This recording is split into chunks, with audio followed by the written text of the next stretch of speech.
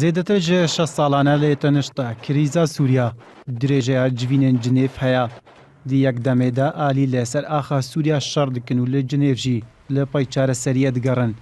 Li hîna jî ne bi şer û ne bi danûstandinan nikarîne rewşa Sûriyayê yek alî bikin. Aliyên navdewletî û krîza Sûriyayê bi dihan kongre û civîn bo careserkirina krîza Sûriyayê encam dane. Yek jê dirêjtirîn kongreyên derbare Sûriya, Kongreya Cinêfa, bi awayekî navê Cinêv bi krîza Sûriyayê ve hatiye girêdan. Yekem Kongreya Cinêv dê sê Huzêrana sala 2012 de bû bê serpiriştiya amîndarê giştî yê NATOyên Yekbûyî Ban Kî-moon û amadebûna wezîrê derveyê her yek ji Amerîka, Brîtanya, Rûsya û Ferensa, herwiha Tirkiye û wezîra derve Yekîtiya Ewropa û Çîn û Iraq û Qetar.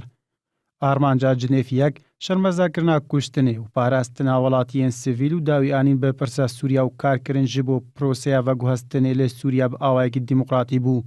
Kongreya Cinêv dû dê 22 meha kanûna yekema sala 2014 de bê serpiriştiya şandê wî wextiyê navdewletî ji bo Sûriya Axzar İbrahîmî û bi beşdariya her du şandê hikûmet û opozisyonê û bi amadebûna Rûsya û Amerîka birêveçû.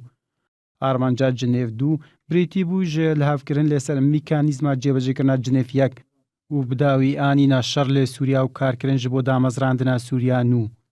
Cinêv sê dê 29 kanûna duyema sala 2016 bê serpiriştiya şandeyê navdewletî ji bo Sûriya Stîvan de Mistura û bi amadebûn û beşdariya wezîrê derveyê Amerîka û Rûsya birêveçû û sê geran berdewam bû. Armanca Cinêv sê birêtî bû ji ragihandina agiribestê li Sûriya û destnîşankirina grûpên tundre û pêkanîna hikûmeta niştîmanî lê wek her du kongirên yek û dû Cinêv sê jî bê encam bû lê şer lê Sûriyayê berdewam bû.